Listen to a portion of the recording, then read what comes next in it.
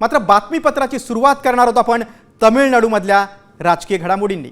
थलपती विजय यांचा सत्ता स्थापनेचा मार्ग अखेर आज मोकळा झालेला आहे। 120 आमदारांचं पत्र राज्यपालांना त्यांनी सोपवलेलं आहे। त्यामुळे आता सत्ता स्थापनेसाठी बहुमताचा आकडा गाठण्यात थलपती विजय यांना यश आलेलं आहे। उद्या सकाळी 10 वाजता मुख्यमंत्री पदाची ते शपथ घेणार आहेत। काही वेळापूर्वी थलपतींना व्हीसीके या पक्षाच्या 2 आमदारांनी पाठिंबा दिलाय, तसंच इंडियन युनियन मुस्लिम लीगनंही पाठिंबा दिलाय।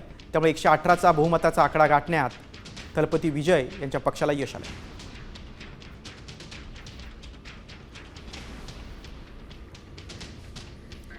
थलपती विजय आता उद्या मुख्यमंत्री पदाची शपथ घेणार आहेत।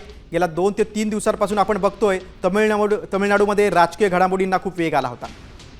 थलपतींना जो बहुमताचा आकडा गाठण्यात यश येत नव्हतं, मात्र आज 120 आमदारांचं पत्र त्यांनी राज्यपालांकडे सोपवलेलं आहे। आता थलपती विजय उद्या मुख्यमंत्री पदाची शपथ घेणार आहेत।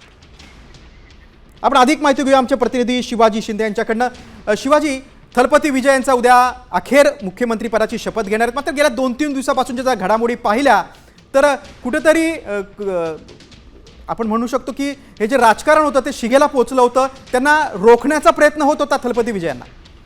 नक्कीच गिरीश, मोठ्या प्रमाणावरती राजकारण घडलं तामिळनाडूमध्ये आणि विजय थलपती यांना रोखण्याचा पुरेपूर प्रयत्न करण्यात आला, परंतु अखेर 108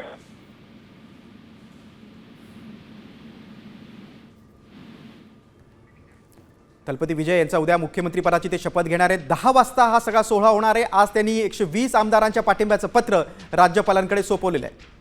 गेल्या 3 दिवसातला राजकीय तिढा अखेर सुटलेला आहे। 120 आमदारांच्या पाठिंब्याचं पत्र थलपती विजय यांनी राज्यपालांकडे आज सुपूर्द केलं आणि आता उद्या सकाळी 10 वाजता ते मुख्यमंत्री पदाची शपथ घेणार आहेत।